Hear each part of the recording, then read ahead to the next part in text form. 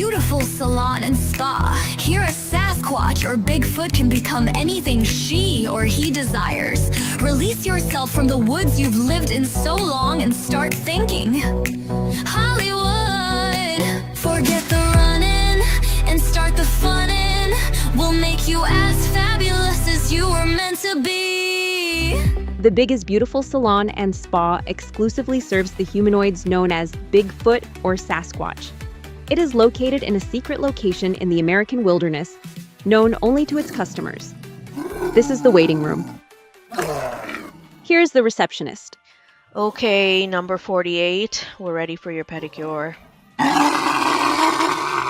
Don't whine to me about your weight, hairball. We're really booked up today, so just go on in. Big and beautiful. What? No, we're all booked up today. You should have made a reservation days ago. Don't give me your sob story that you live in the woods and don't have Wi-Fi to go online. I've heard it all before. Do it like everyone else. Leave a dung heap reservation on the doorstep. How did I get this stupid job anyway? It's like Planet of the Apes in this shithole. Okay, 49, we're ready for your face waxing. Don't start with me, Kong Jr., not today. Oh, you want a piece of meat, Chewbacca? You just try it. You'll barely be a gorilla in the mist when I'm through with you. Excuse me, miss? Who the hell are you? You look human. What the hell are you doing in here? I'm from the top-rated TV show, Bigfoot Hunters, and I heard this spa was the place to be if you were a hip-happening Sasquatch. Yeah? Well, you heard wrong. These aren't Sasquatch. They're just professional hoaxers in costume to give you TV idiots something to chase after. Is that so? Yeah. Your networks pay them, and us, so you look convincing in your reality chase shows. Well, I must say they all look very authentic. Listen, Big Shot. Haven't you ever heard of Hollywood? They know how to do animatronics and costumes. Now scram, will ya? We got work to do. And so do you. Forget you ever saw this place. It ruins the illusion for your TV streaming audience. Right. Well, if it's all the same to you, I'd like to bring in my camera crew and get a few interviews and some B-roll. Interviews, huh? Hey, Bob, I've got a little intruder issue out here in the lobby. Can you help us out? Listen, wait a minute. I did give you a chance. I'm unarmed! Please!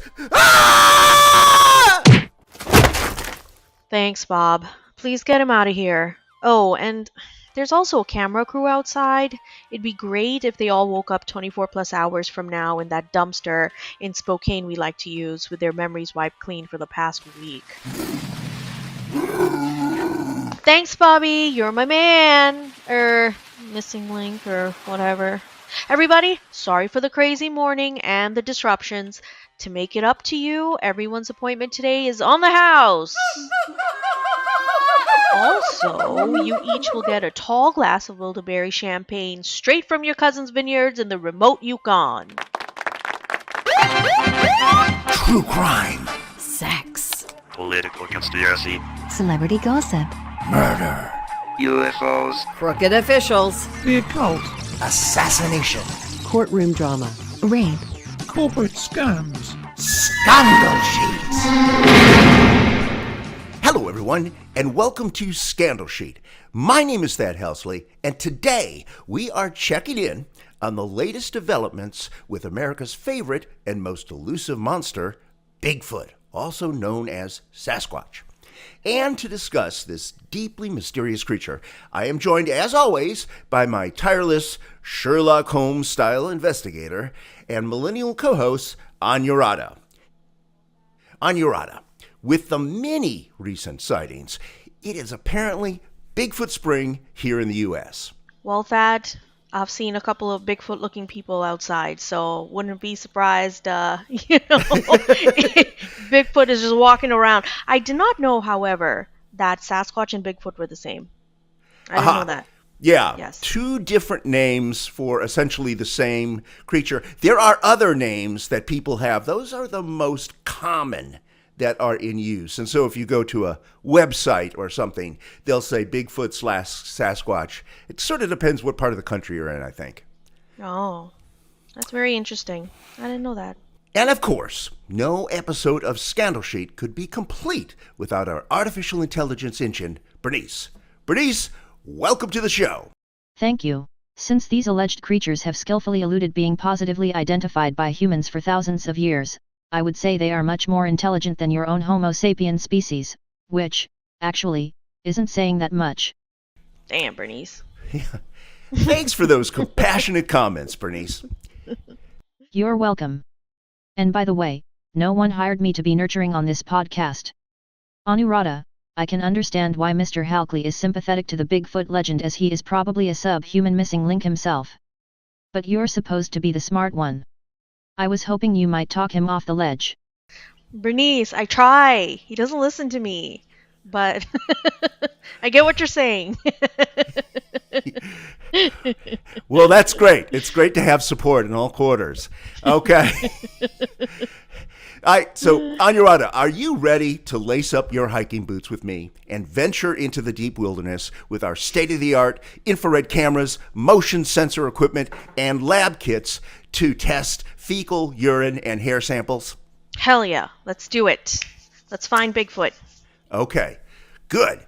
I'm asking because the most recent reported sighting of a Bigfoot creature occurred only a few weeks ago in your home state of Pennsylvania. Damn.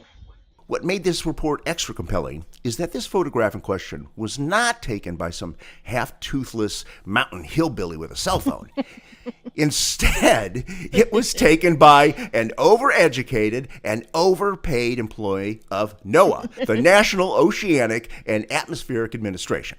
Now, NOAA has been a historically respected, nonpartisan scientific agency for over 200 years. Among other things, they operate the National Weather Service, which is responsible for hundreds of useful predictions and life-saving warnings in the U.S. Here is one report on this particular sighting from Philadelphia Television. Courtesy WTXF-TV, Fox 29, a member of Fox Television Stations, LLC. We're about to show this video. Listen, he might exist, but could he really be here in Pennsylvania? That's my thing. He's supposed to live out in Oregon and Washington State. I mean, he could travel. He's got big feet. It seems like he can move. That's true. He can get around quickly. The National Weather Service posted this photo of their team checking out storm damage in Fayette County, and that's out by Pittsburgh. And look at that, what's going on back there. Yeah, it was just spotted over the border in West Virginia, and now apparently made its way to PA. What about the dude in the foreground there? Does he even know that's behind him? It doesn't look like it. He's facing the camera. Yeah. According to the Bigfoot Field Researchers Organization. I belong to that group. Oh, do you? Pennsylvania ranks in the top 10 states of Bigfoot sightings. I did not know that. So Bigfoot likes it here. Anuradha, NOAA seems pretty legit, and we depend on them year-round to tell us about our weather in this country. And this photo seemed to be an inadvertent capture, but they stand by it. What do you think? I mean, that, I think it's pretty incredible. I mean, I think it's a little coincidental that they captured that. I'm not saying it's not real. It probably is. Or, I don't know. But I think it's really coincidental that they captured that, considering there are more and more people that are coming out with their own weather channels that you can watch on YouTube. So maybe they're trying to ramp up interest, and maybe inadvertent means a little bit advertent. I don't know.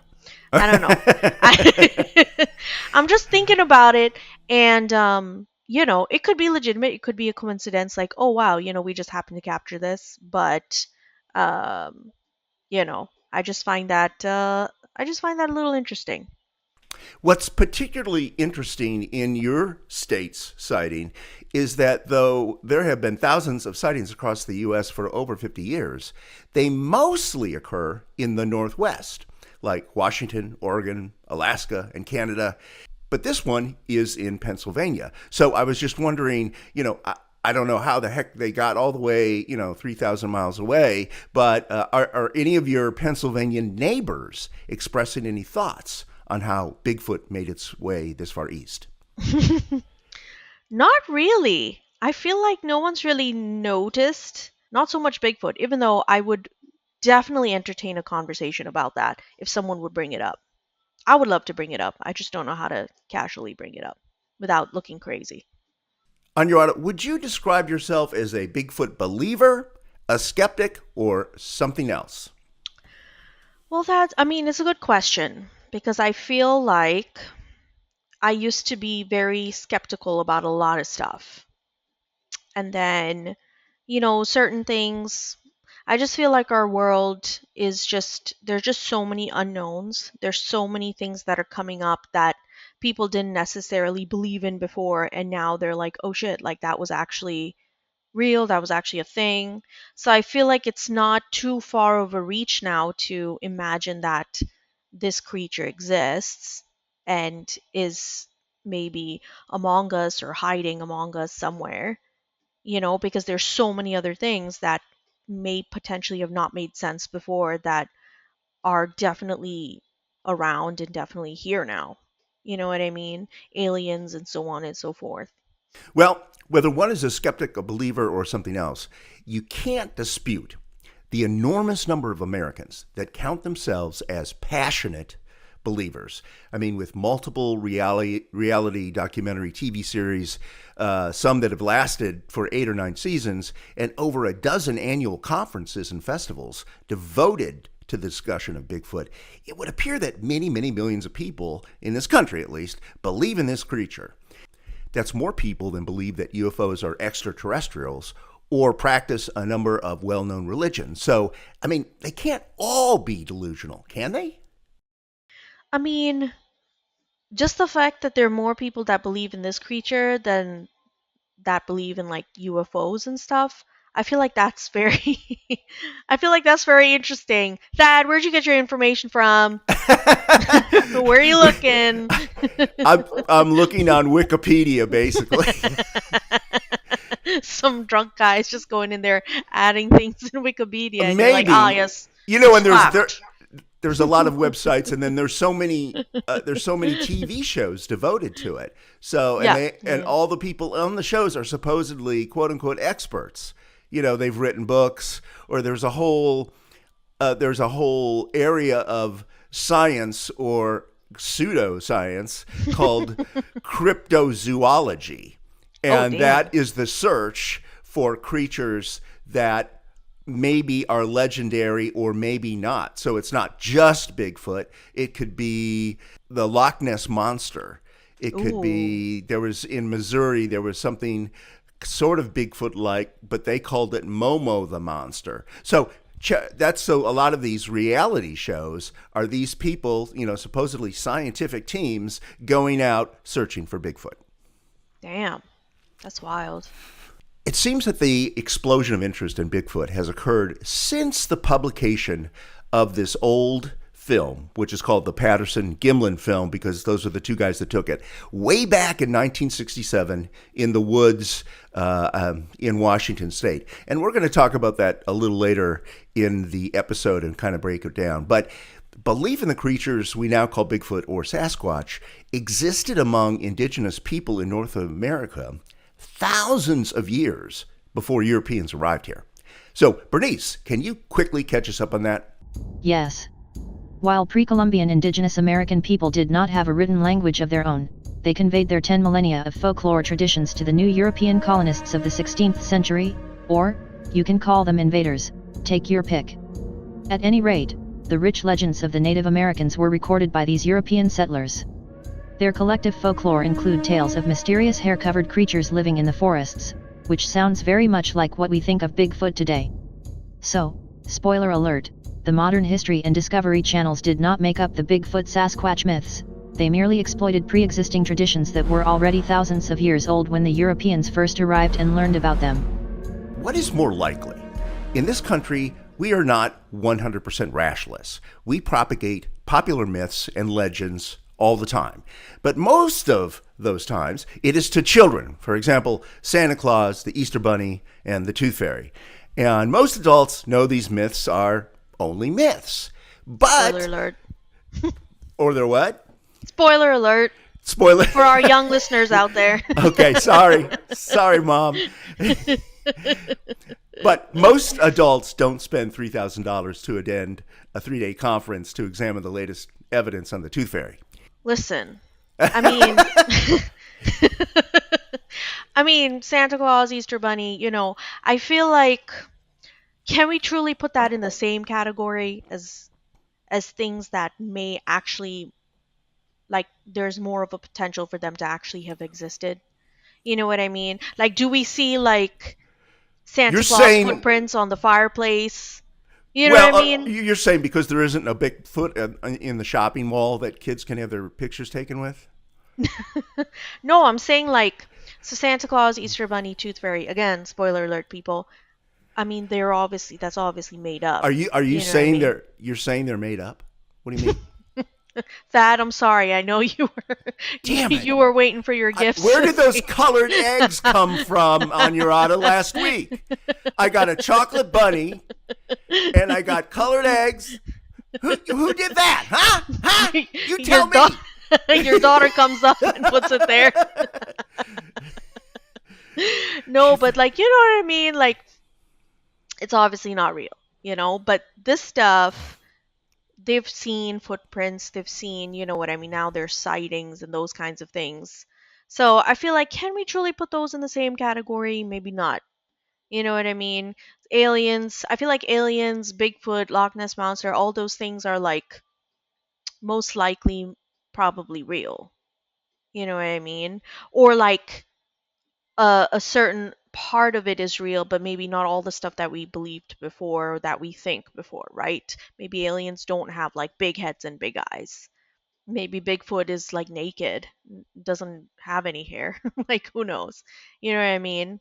So I feel like it's, to your point, no one's going to be spending $3,000 to come to a tooth fairy convention or a tooth fairy. Well, I might. I don't know. It depends on how hot she is. But the hot tooth fairy. The hot tooth fairy. Julie Andrews is Tinkerbell, or not Julie Andrews, Julia Roberts.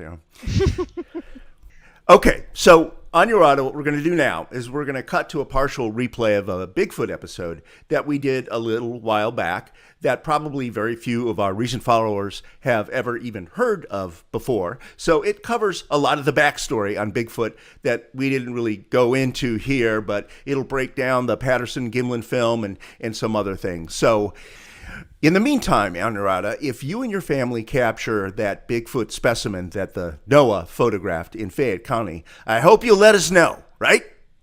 I will definitely take a video and send it over to you and put it next to your colored eggs. Let's just hope they like eggs. And now a replay of selected excerpts from an earlier Bigfoot episode starring our previous co-host, Ellie. A 1997 call to 911, somewhere in the Pacific Northwest. 911, what are you reporting? With someone or something crawling around out here. Did you see what it was? What person or an animal or? I can't tell. All I know is my central light came on and I just happened to glimpse and see this thing running across the yard. A good-sized man, or something that looks like a man. I don't know what it was, just that it ran across the yard. Okay. You've had problems in the neighborhood before? Yeah, my dog was killed here just recently. I don't know what it was, whatever it is, it's running. Couldn't catch it if I was going to chase it, or whatever it was, it was standing up. I'm out here, come through the window now, and I don't see anything. I don't want to go outside. Jesus Christ, you better... Dia! Hello? Get somebody out here. What's going on now, sir? That son of a bitch is about 6'9", I don't know. You see him now, sir? Yes, I'm looking right at him. Uh-oh. Okay, hang on. He's right... Is he in your yard, sir? Yeah, God, he's big. Okay, what's in your yard? He's looking at me. Oh, the guy is on foot. I don't know what... It's big. Real big person. That's all I can say. Okay, it is a person. Yeah, it was a person or somebody really big. In 2012, Conan O'Brien, on his popular late-night show, interviews and pokes fun of James Bobo Fay, who was a host on Animal Planet's very successful, 9-season, primetime hit, Finding Bigfoot. The very popular series ran from 2011 to 2018, having broadcast 100 episodes. James, thank you for being here. You can call me Bobo. Bobo. I'll call you Bobo. Okay? Only cops and judges call me James. Okay. Bobo. Good to see you, Bobo. Nice to see you. We got to get right into this. You are a Squatchologist. You are very serious about this. Yeah. You believe Bigfoot exists. Beliefs for stuff you can't see, I know they exist. You know he exists, and They exist. There's more than one Bigfoot. They're a species. They're like a primate. Probably in the Homo genus. Right. Okay, so you've seen Like Homo sapien, like... Yeah. Homo Have you erectus. seen Bigfoot? Yeah, I have. You've seen him yourself? Swear to God. Okay, well, you have not captured him, though, on video. You have no photographs. You have no film. You have nothing. I never had the equipment before we started doing the show, and I haven't seen one since 2007. So the last time I saw one, we got the equipment like 2 weeks later. This rich guy Wally buys this equipment now, and I got the equipment 2 weeks later. I would have had it. It was only like 70 feet away. But you were looking for Bigfoot, but had no recording equipment with you. Well, we did. Not thermals. I mean, that stuff was like $35,000, you know. Right. Well, good thing Wally came along. Yeah. You've gotten a look at him. Describe you've seen Bigfoot. What does a Bigfoot look like? Well, pretty much everyone here has probably seen it. The Patterson-Gimlin film, the 1967, where it goes walk up the creek and looks back. Yeah, but many people think that's a guy in a Bigfoot costume. Well, dude, there's a lot of people think the moon is made of cheese, but talk to like an astrophysicist and you're going to find out, you know.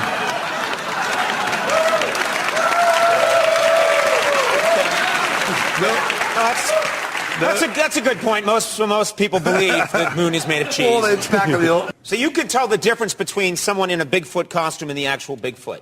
Well, the Patterson-Gimlin film we were talking about earlier, the 67, no human on Earth meets those proportions. Like, you can't extend from the elbow to the shoulder or from the knee to the hip. Have you seen my proportions?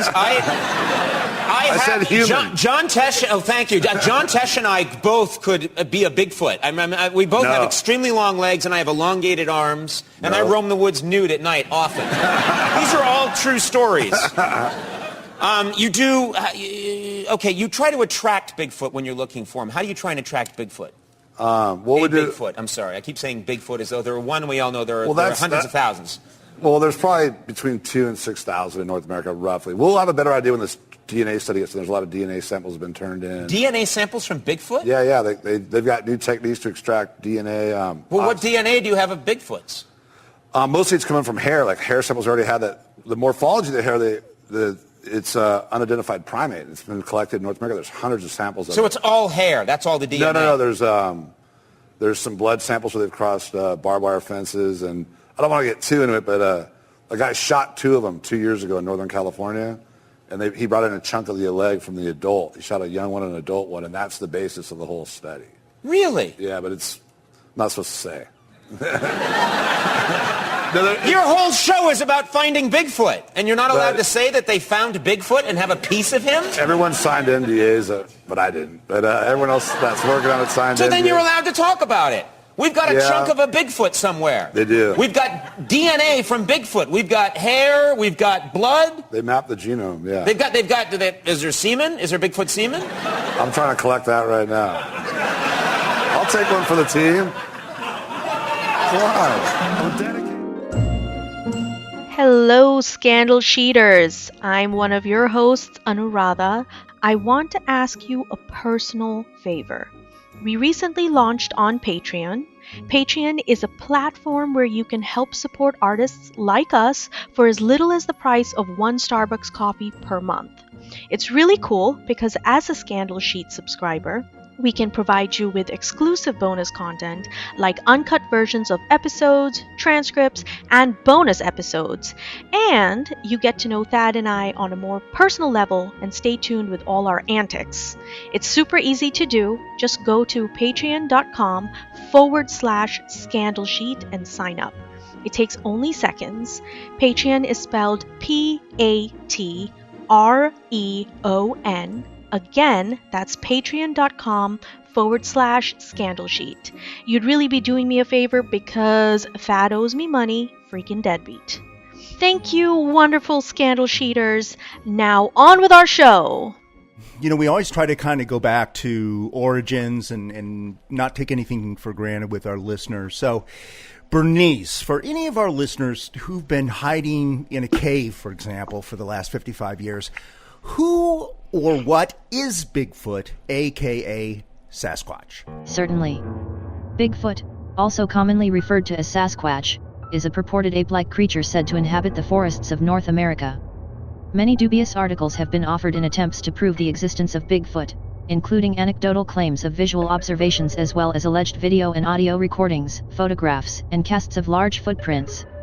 Tales of wild, hairy humanoids exist throughout the world, and such creatures appear in the folklore of North America, including the mythologies of indigenous people.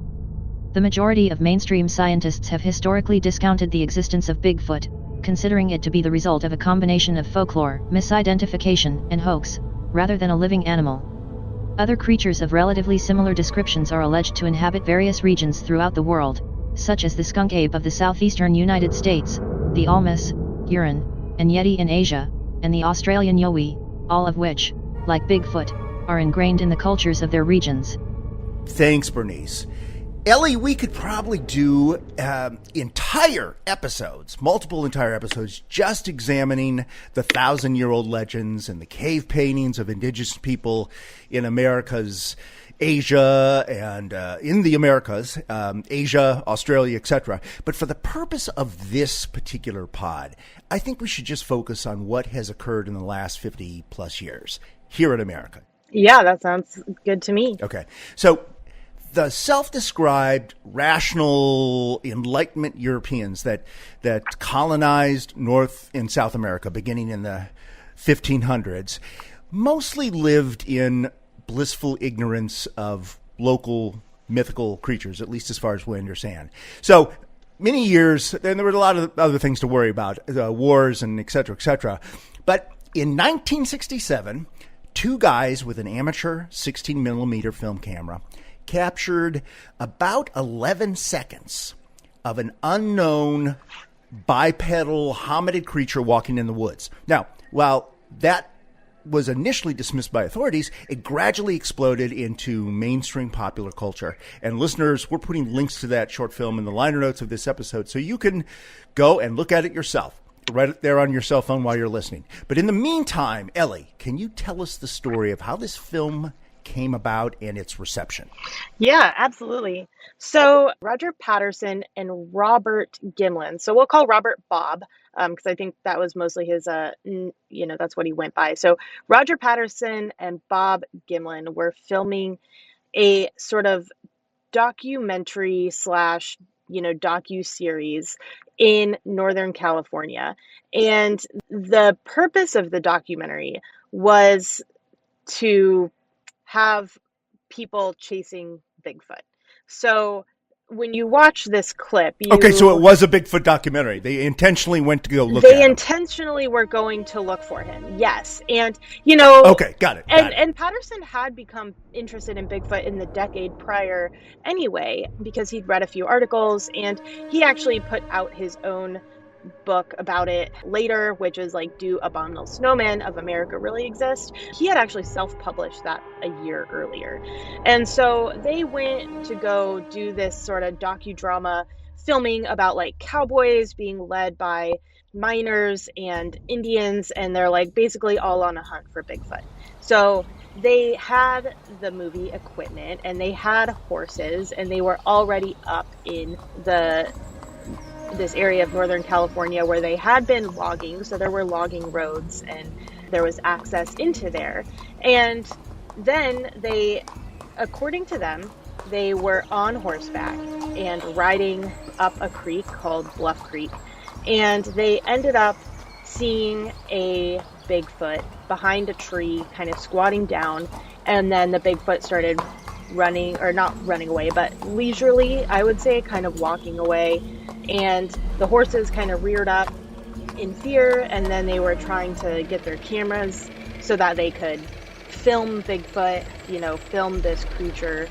They did have a gun, but they had apparently agreed beforehand not to kill anything that they found. And then they ended up taking this film back and having it developed actually over the weekend, which is where a lot of skepticism comes in, because a lot of places couldn't really develop these types of films on a weekend. They just weren't open, but they ended up developing it and then trying to put it out there. And so then it did become very popular. It's really well known now as just the Patterson-Gimlin film. And there is a solid 11 seconds of a bipedal creature kind of apathetically walking away from them and looking back over their shoulder. So I don't know much about film in general. Like I don't really know much besides just good quality and bad quality. And I know that the technology in 1967 was very far from, what I can do with my phone by just whipping it out of my pocket. So I just know that it's pretty low quality. And I know there's, if you're into filmmaking, you can probably go way deeper into the details of why it is, possibly edited, possibly not, why it's difficult to tell if it's a guy in a gorilla costume or an actual weird creature. Mm-hmm.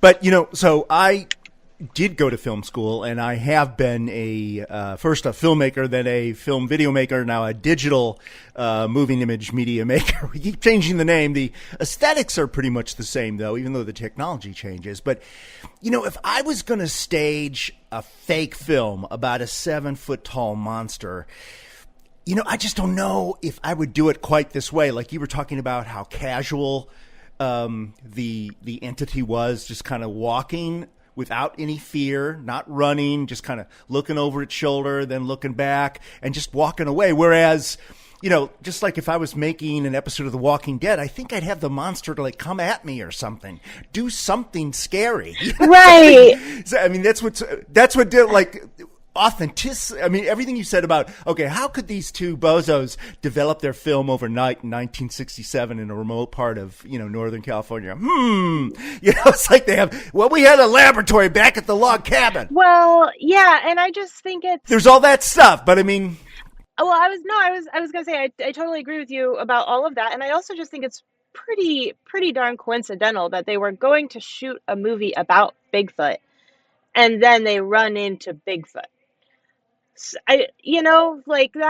That just seems a little too coincidental. I almost feel like maybe if it had been a logger who saw Bigfoot and, was able to take a video and that's the thing. Something. And I don't know what kind of preparation that you were saying they went in there with the intention of making a documentary about Bigfoot, and if you were going to do that, I would think you would find somebody some kind of a scout type person who is familiar with Bigfoot or could track any kind of an animal, based on certain things, urine samples or fecal samples or whatever. And I don't know if one of those guys were but that, then you wouldn't be, like you said, just going into hundreds of miles of remote wilderness and let's just roll the dice and hope we bump into him, as opposed to, well, let's track this guy. If I shot a bear and I didn't kill him, there would be people who would be able to track that bear and find him, even in the most remote wilderness, right? Right. So, or any other kind of an animal that had done something. Like people will be frequently there'll be bear attacks, and nobody gets a chance to do it. They still track down that bear and kill him, right? Because he attacked somebody. So you should theoretically be able to track down an animal such as this, whatever we're calling him, Bigfoot, Sasquatch, etc. So I agree with you. I definitely agree with you on that point. I do like the fact that there is a shred of evidence. I think it's a great conversation topic. And if anything, it gets people talking about Bigfoot a little bit more, because really it's like the only other evidence that we have besides footprints. And there are no skeletons, there are no fecal samples. Before we go any further, there's scat. There are no really good photographs of anything. And yeah, nobody's ever brought a dead Bigfoot into a lab. So if anything, I think it just keeps people talking, which is the good part about it. It's a pretty benign conversation topic. So as long as you're not hurting anybody in your quest for Bigfoot, have at it, Well, that's true. That's true. But where do you stand personally? there's two issues. There's the authenticity of this particular film, which doesn't necessarily, even if it is a fake film, it doesn't mean that there isn't a Bigfoot, right? It just means that these guys staged something. But I mean, as far as this film is concerned, what do you think? And let me just add one more detail that had some degree of authenticity to it, is that, who knows what level of makeup or costuming was available to guys like this in the 60s. Obviously, this is around the time they made that movie Planet of the Apes. I don't know if you ever saw the original one with Charlton Heston. Oh, yeah. Those were the fakiest apes on planet Earth, and that was Hollywood. When you look at that movie now, you're like, that is laughable. People were scared of this. You've got to be kidding. And it's almost the exact same year, right? 1967 or 68. So this thing looks a heck of a lot more convincing than than the Hollywood apes, right? The other thing, they gave him longer arms than a Homo sapien would have proportionally. So that would mean that's not that you couldn't have built a longer arm in a costume, but the way the guy is swinging his arms, it's not a guy, it's a gal, actually had breasts. So, and also moving its fingers, meaning that they had to build, if that is a costume, something with articulated fingers. I mean, that's pretty, highfalutin stuff. And again, I give you that Planet of the Apes example. How come Hollywood with millions of dollars couldn't come up with a more decent ape? And these two guys with a 16 millimeter camera, which was equivalent to 16 millimeter, was like Super 8 film or a VHS camcorder in 1967. It was amateur. Right. Well, and the other thing too is that it doesn't have, when you start asking, okay, who if they put somebody in a costume, who was the person in that costume, right? Because a lot of people have come out saying that they were the person in the costume. And some of the people in the who claim to have been the person in the costume say, oh yeah, they said they were going to pay me $1,000 and then they never did. There are just a lot of people who claim to be that person. So I don't believe really one way or the other. Honestly, the way the world goes, at this point, it would not surprise me if there was a Bigfoot. So, but I'm also not a believer. Like, I don't think I'm going to go out and like become a squat.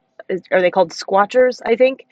But well, there's that, and there's the larger term is cryptozoologist. Cryptozoologist. So they can basically believe in anything that is mythical, Loch Ness monster, other things. It's not limited to just foot. Right. That's the pseudo-scientific term. Right.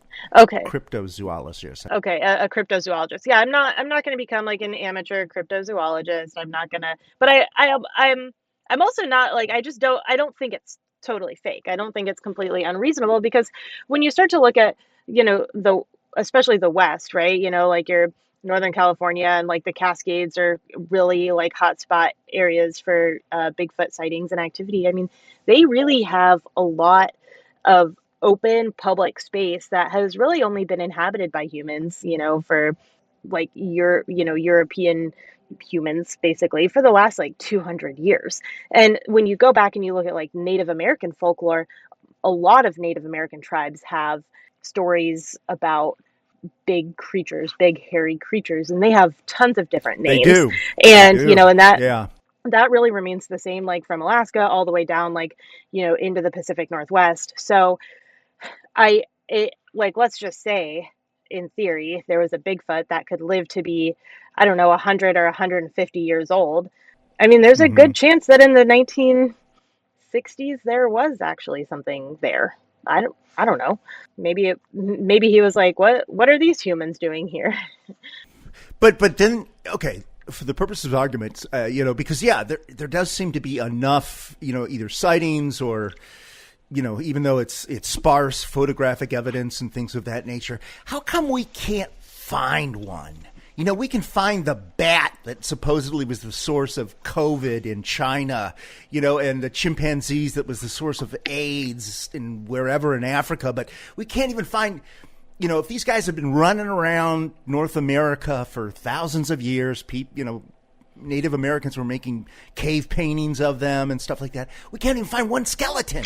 Yeah. How can that be possible? Well, I think they're social distancing for COVID. they're the world's social distancing champions. That's why. But I do think it's very interesting that we haven't even seen like scat or anything. However, one point that I did find in research is that really almost any animal that we see in a museum that's taxidermied, either up on a wall or in the Natural History Museum or something, those animals are all there because they were shot, because they were killed. It's very rare that you find dug up. We dug up their bones, right? Right. And we never shot a dinosaur, but they're everywhere. Correct. And so like when you look at animals that have the ability to go choose their own place to die, a lot of animals do die in like a pretty secretive, protective place because they don't want to be prey for a predator that can smell, their illness or their injury and then come and end their life earlier. So I mean, even if you have like a dog or especially dogs, like people's pet dogs, a lot of times if the dog is really sick, their dog will run away to a place where it's going to die. So I was thinking of elephants. Don't they supposedly? I mean, they've been around for tens of thousands, or if not millions of years as well. And there are we certainly see them in living form in certain parts of the world, especially in Africa. But isn't there a legend that there really aren't like elephant skeletons underground the way there are dinosaur skeletons, that there's like a place they go to die, which, used to be this sort of like the Cortez city of gold. Everybody was like, oh my, think of all the ivory that must be there if we could just find the place where they go to die. I was thinking maybe there is something like that. Yeah. What you're saying, where they all go like some big, giant, deep, dark hole, and they all jump down to the bottom of it, and and it's a secret place that nobody's ever found. Yeah, maybe they do that, or maybe if they're more human anyway, maybe they bury each other or something if they're not completely alone, right? Like if they live in small groups or that's another partners, great point. Right. Right. So, and I think the other thing, unmarked graves. Yeah.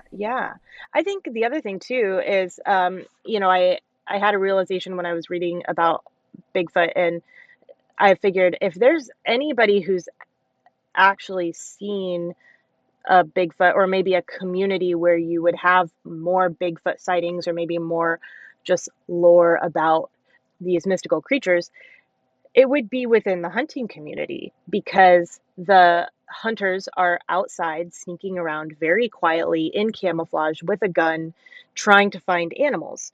So my husband is an avid hunter, and so I asked him, hey, what's word on the street within the hunting community about Bigfoot?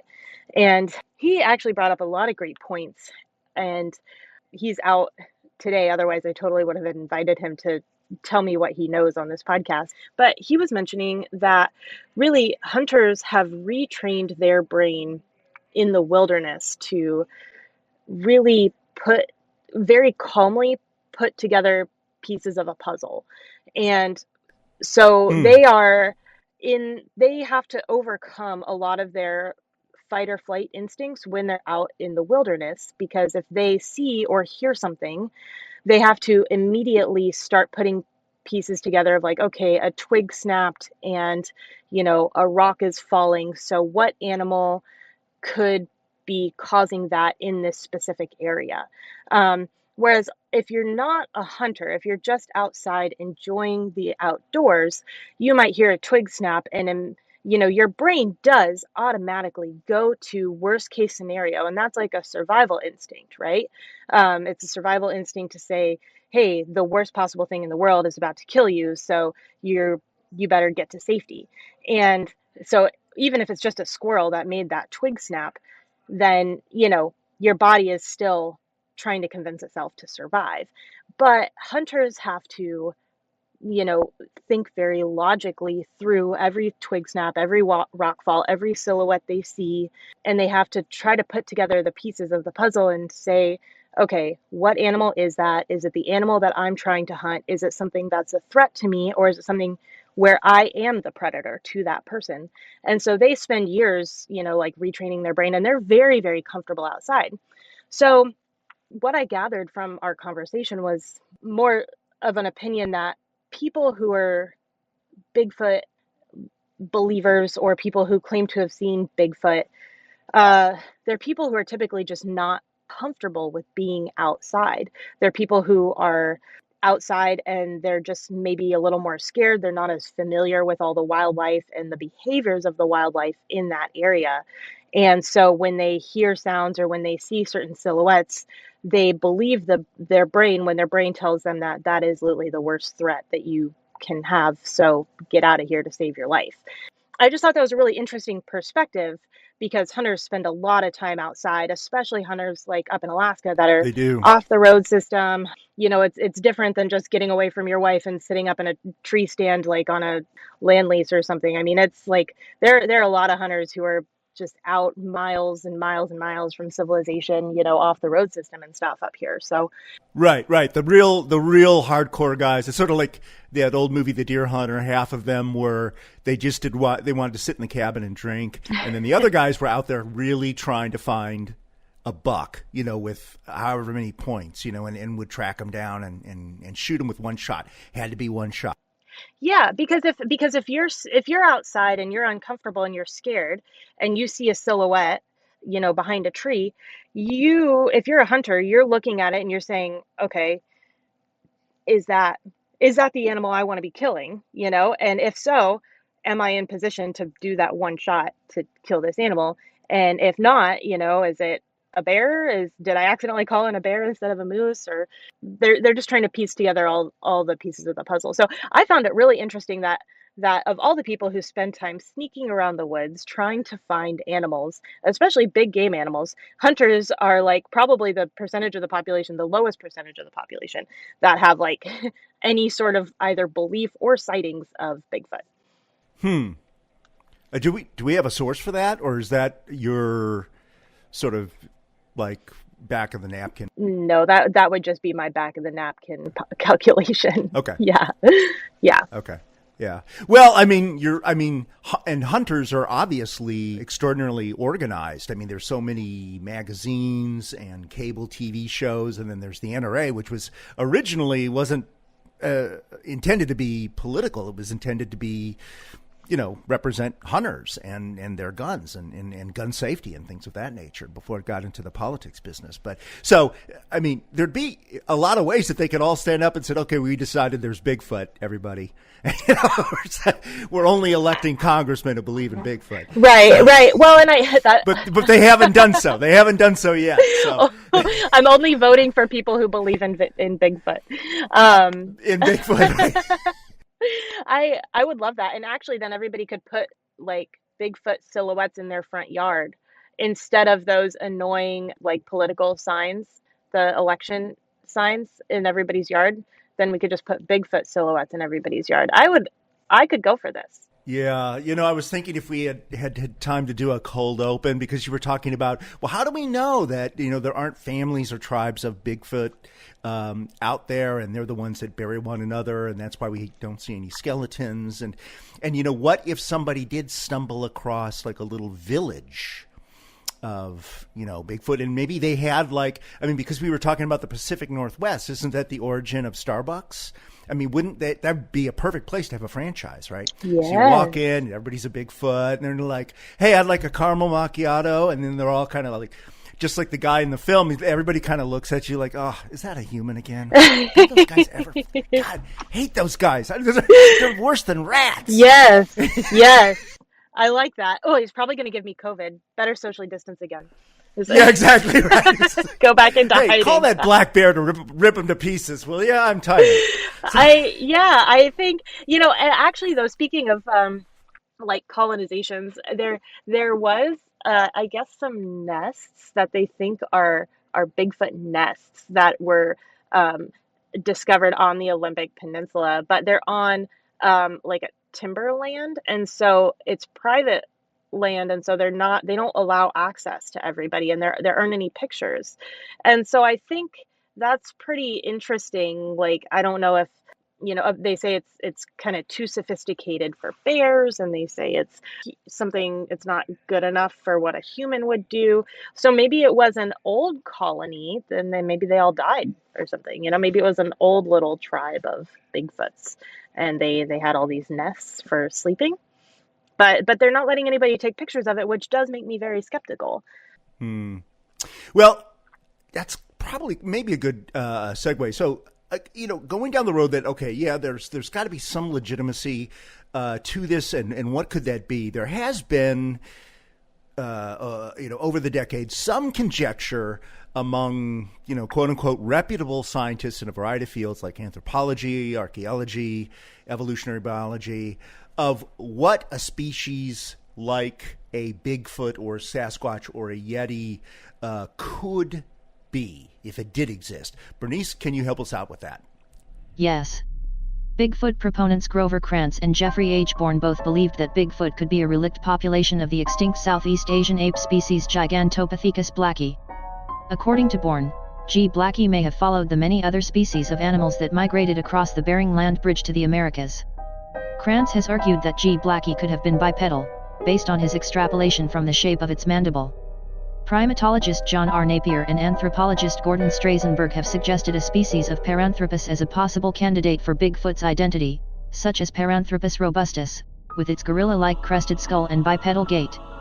Some suggest Neanderthal, Homo erectus, or Homo heidelbergensis to be the creature, but no remains of any of those species have been found in the Americas. There. So, Ellie, geologists tell us that there likely was a Bering Strait land bridge between Asia and Alaska at the end of the last ice age. So we're in your neck of the woods, literally and figuratively. All right, and that's actually that's in Nome, which is the end of the Iditarod.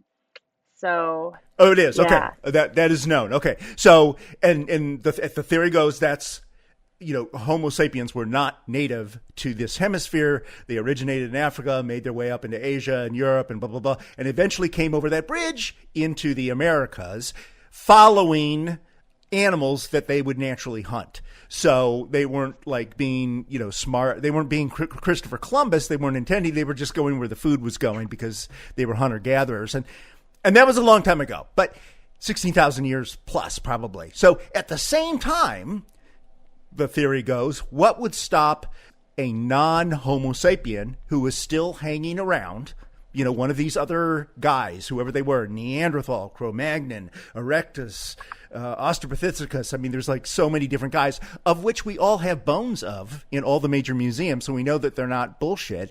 But I don't know. I mean, does that ring true with you as a resident of Alaska, this PhD mumbo jumbo? Oh yeah, that totally rings true. I mean, I'll be honest, my public school brain, like when you start talking about like the kingdoms and the species and the genus and all that stuff, like my brain just turns to jello. But do I think, yeah, I like Homo epicusis or whatever. You're like, let's see, airline pilot, anthropologist. I think I'll go with airline pilot. We have acronyms for everything, so we don't actually have to pronounce everything. Whereas I think these anthropologists, and biologists, man, they are all over these really long words, and my brain can't really process. The more syllables, the better. Yeah. I don't have the breath for all those syllables, but I think.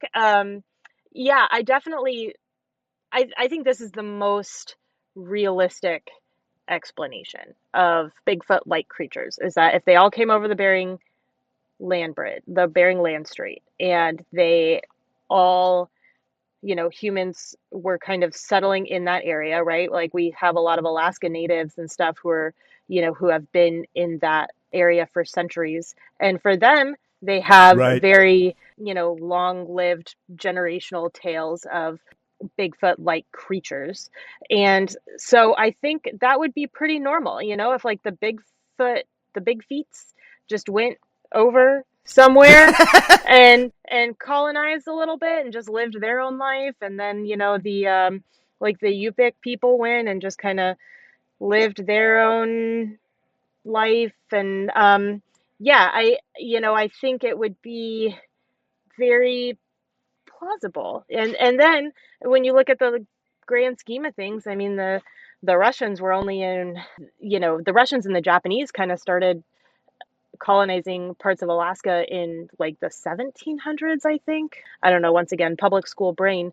But I mean, that's... They waited a long time. It was really remote, right? It was almost like the moon. It was really remote. And so, I mean, only recently has like the population started growing in that area. So, I mean, just talking about like, Alaska and then also like maybe the rest of the Pacific Northwest, it's given how normal all the folklore is amongst like Native Americans about Yeti type creatures, or I'm sorry, Bigfoot type creatures. I don't know. I'm kind of maybe starting to be more of a believer in this Bering Land Bridge story, that maybe they once all kind of maybe not coexisted, but they all just lived at the same time in the same area and just saw each other every once in a while. Mm-hmm. And then there's another way to look at this that I wanted to throw at you and get your reaction. So last summer on this show, Scandal Sheet, your previous co-host and I did an episode about UFOs because there was this big congressional report, national security report that came out and was ordered by Congress. So we did an episode on it. But in the episode, it was brought up that a disciple of Sigmund Freud, the famous psychiatrist, his name is Carl Jung, had actually wrote a book in 1959 called Flying Saucers, A Modern Myth of Things Seen in the Sky. Now, it wasn't about whether or not UFOs were true or extraterrestrials were true. It was all because he was a psychiatrist. He was saying, basically looking at the belief of these things, of extraterrestrials, was a manifestation of a certain psychological state of mind. So in a sense, it was sort of like a mass neurosis, which he probably would also argue that God is the same kind of a thing, but it's a collective projection of our primordial fears. So could Bigfoot, if Carl Jung was alive today, would he be writing a book about Bigfoot and the Yeti and Sasquatch? Because even with all of these thousands of sightings or hundreds of sightings, whatever it is, what you had originally told me a couple of weeks ago, you had said, I didn't even know there was such a thing as Bigfoot national conventions. That hundreds of people would like pay $800 and go to a convention center and sit down for, a weekend and attend seminars and buy stuff and things like that. So there's probably millions of people that believe in this to some degree. Also, who is watching all these documentaries and TV shows and et cetera, et cetera? Millions of people, and none of them, or tiny sliver of them, could even have claimed, like myself, to have ever even seen a Bigfoot, had a sighting, or even know someone who had a sighting. But they still have belief, even though, or at least devoted, passionate interest, even though they have absolutely no empirical proof to support that interest. Yeah, I think that's really interesting because when I think of, our primordial fears, is our fear as a human, is our fear something more physical? Because there are so many animals out there that can kill us, like bears. Great example. Big cats, great example. But people are not as afraid of those, I think, as they are.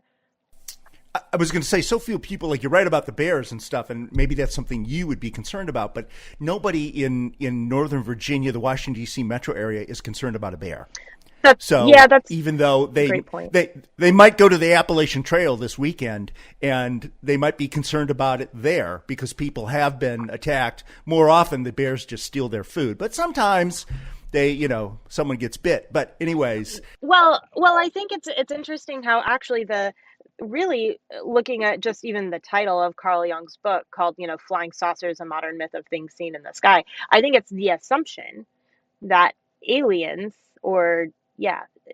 basically would be smarter than us. And I think that's really what we're scared of, is we're scared of something that is smarter than us, not so much like stronger than us or that wants to eat us. I think we're more scared of something that has way more like cognitive capabilities and just like is much smarter with technology and has way more technological advancements than we do.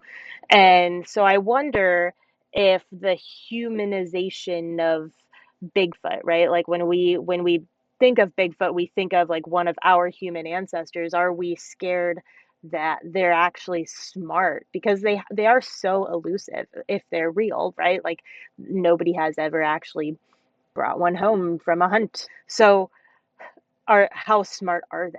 And I think that's really what we're scared of. Well, no, you make that's a great point, isn't it? Because it's like you say, with aliens, we're worried about the War of the Worlds scenario, that they're going to be so smart and they're also going to be as, wicked as Putin or whatever, that they're going to want to take over. We got to take over. So whereas something like Bigfoot or a ghost or a zombie or something like that, which is just very, very, it doesn't have the ability to take over the world. But if I'm in its periphery, I'm going to be scared as hell of that thing. Like you say, maybe it is a bear, and maybe some of these sightings were actually bears, because the bears stand in their hind 2 feet. They can be 6 or 7 feet tall, right? Yeah. And maybe at night or at dawn or something like that, you're going to say, "Well, it was Bigfoot." So, right, run! Right. Especially So, somebody who's not sitting out in the woods and is very comfortable out there and has trained their brain to think, "There's a thing. Let's quickly and calmly analyze what is this thing." People like me and you are going to look at it and be like, "Oh my God, it's going to kill me," and then we're just going to run away and assume that it was Bigfoot. Right. There's like that 9/11 call at the very beginning of this episode that we replayed. The guy's talking about the thing is in his front yard. Right, the thing that he's seen. They're saying, "Are you sure it's not a bear?" He's like, no, it's walking like a guy. And he's like, "He killed my dog." Right. I don't know if bears kill dogs. They probably do, but if they're hungry enough. So, yeah, exactly. Yeah, I think there's definitely a good point there. Is if they're smart enough to hide from human development this long, what else are they smart enough at? Like, how smart are they, and what are they capable of doing? And I think that's what feeds our fear of Bigfoot. Mm-hmm. But they're not, like you say, they've developed over such eons and eons of time. If they came here at the same time the very first Homo sapien came here, or even before, they've probably become very adept at essentially hiding from people, from Homo sapiens. Whereas even though I live in a very congested urban, suburban area, they haven't been able to get the deer population under control. They just walk in herds down the street like this was, the middle of the woods, up back in the UP or something. And, I guess they breed like rabbits. So they're always trying to think of, oh my God, should we shoot them with birth control? I mean, what do we do? Or do we just outright kill them? Because they can be quite the pest. They'll eat your gardens. Their feces can contain disease and et cetera, et cetera. But they don't really care. I mean, you can be out on a run, on a bike trail or something, and run into 20 deer, and they're all does, no bucks, and they'll just look at you, and there's no way you can get them to disband. You're like, shoot, move. It's like, and they just look at me like, "We're not moving, asshole. There's 20 of us and one of you." So. Right. Well, and I think that is a good, point, is that like your especially your urban animals, your deer, that are coming and eating your garden in, the suburbs of DC, like those in broad daylight. Those are different deer than what you're going to find in the middle of the wilderness, just because they have so much human interaction when they're near people, and then they just become very used to it. And yeah, you're right. Like, people are very scared to kill them. There's a lot of like anti, hunting in kind of opinions in populated areas, because people like to look at the deer, but they don't like to look at the deer when their deer is eating their garden. But people, so people assume that if you open up hunting or something to deer, that all of a sudden they're just all going to be gone, which is not the case. They will maybe just become less of a nuisance, or there just will be less of them or something. But I think but deer also are not very smart, so they're just going to sit there, like you said, That's on a true. trail, and they're going to watch you approach, and then they're going to tell you to turn around. Whereas like a deer that's kind of farther out and doesn't have as much human interaction, the moment they even hear you coming, they're probably going to run away, and you're probably never even going to see them. You might just see like their white tail, running away, or you might hear them, tramping through the woods, but they're going to be much more cautious of predators and things like that. So I think that's why you have a lot more Bigfoot sightings, or reports of sightings on the West Coast in like heavily wooded areas that are not as populous, because on the East Coast it's much more populated, and the wildlife in general is just much more used to humans. Right, and they're like, yeah, so they're not smart. They're too smart to just walk down the middle of a street like a small pack of deer would be, which does occur, like on a sunrise on a a Saturday morning. You look out the window and say, "Is that a pack of deer? Jesus!"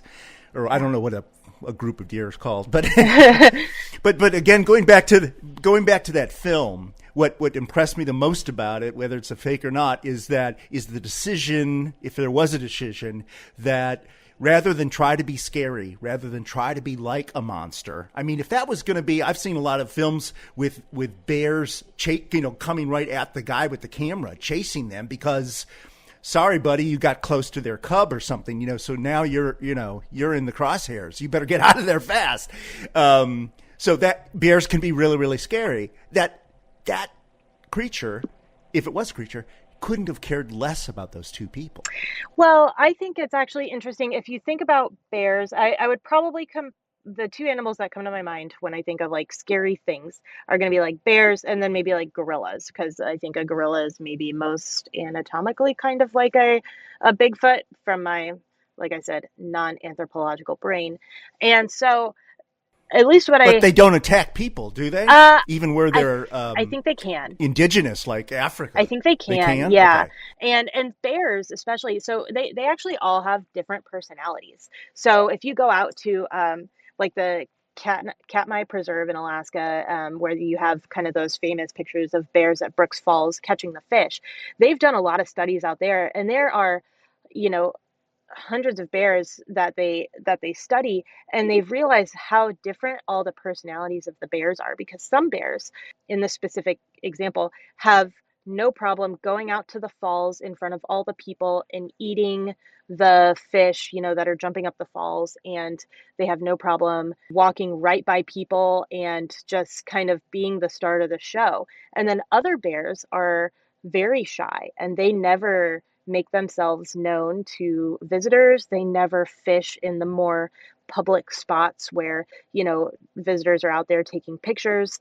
And then there are other bears that are just much more sort of territorial, where if you're just walking along and you kind of get close to a bear, then the bear is going to try to scare you away. So almost in a sense of like people, there are different personalities within just bears. And I think it's the same way like with a lot of your other like gorillas and monkeys and things too. So it could be that this idea of a Bigfoot, if it is out there, I would assume that they all have different personalities as well, where, some of them maybe if it were a different Bigfoot that they had seen in the video, maybe it would have come after them and been more monster-like, but maybe this specific Bigfoot was just like, oh, that's nice. Okay, cool. Those are people. And now I'm just going to go check on the casserole in the oven or something. So. Well, no, that's a good point. I mean, Homo sapien can be a Buddhist monk, a pacifist, or he can be a sadistic Russian Green Beret, I guess.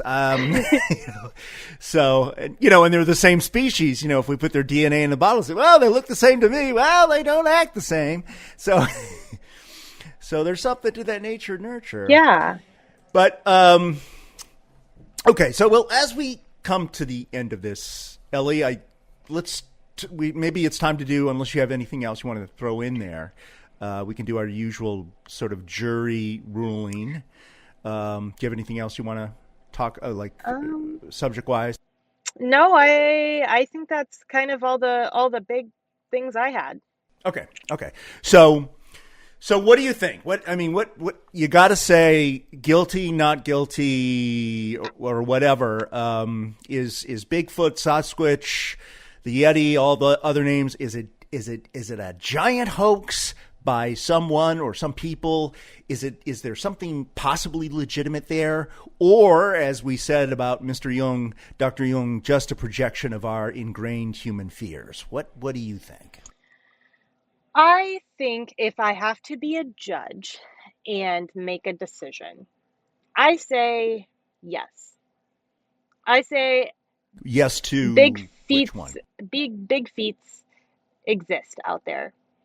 Either just solo or, walking, in little maybe partners or tribes. And I think that they're just very smart and they stay away from people. And I encourage all the Bigfoot hunters out there to keep hunting because I actually would be super curious to see something come up, like legitimate. I think that would be really exciting. I'm not going to be the one to do it though. So as long as, like I said, I think there are a lot of hobbies out there, and I think squatching is a very, very benign one. And if they ever find one, then I think it's going to mean a lot for anthropology and our understanding of where we came from, and for, how smart they are for just staying away from people that long. So I say yes, they exist. That is my final answer. Bernice, what about you? I just hope you, Ellie, and our audience are learning that there's a lot about the world we live in that few of you people know. But in this year's National Convention of Cryptozoological Creatures, which I've been asked to host, I'll be playing this podcast for their entertainment. Yeah, you know what? I think all three things can be true simultaneously. So it doesn't, when you go into the anthropology argument of, because Homo sapiens, according to these very same scientists and archaeologists, have only been on planet Earth for about 65,000 years, which is not that much compared to sharks and tigers and elephants and birds that have been here for over 1 million years. But all the guys that came before our specific race, the proto-humans, the other Homo Latin name, they had a huge head start on us. And, there's no written records. We don't even know what happened to them. Obviously, something happened to them. But is it logical that the hundreds of thousands or millions of other creatures that were alive when we came on the scene that they all died? That none of them were able to survive? So that's possible. But someone who's very cynical, whether or not they believe or don't believe, they can still do a hoax, right? Even if you're like the two guys with the film. I mean, even if they did truly believe, they say, well, you know what? Let's do a hoax anyway. And then maybe eventually we'll bump into the actual thing. Or it can be like all these people attending these conventions. It can be a projection of our fears, like UFOs. We hope you'll follow or subscribe to Scandal Sheet on your favorite pod platform. Do it. And share it with all your friends, just like Anurada does every day. Do tirelessly. it. Just sits there on Twitter all day saying, hey, man. Share. We'd also love it if you leave us a shameless, over-the-top rave review on Apple Podcasts, especially. That helps us build audience. And we would really appreciate if you could support us on Patreon, where you can enjoy premium bonus content less the price of a cup of coffee at Starbucks. So just go to patreon.com/Scandal Sheet. Also, we want to hear from you. You can reach us online at Facebook or X, formerly Twitter, LinkedIn, or TikTok. Or just send an email to scandalsheetpod@gmail.com. See you next time on Scandal Sheet. Scandal Sheet. Copyright 2024. Thad Halsley Media. All rights reserved.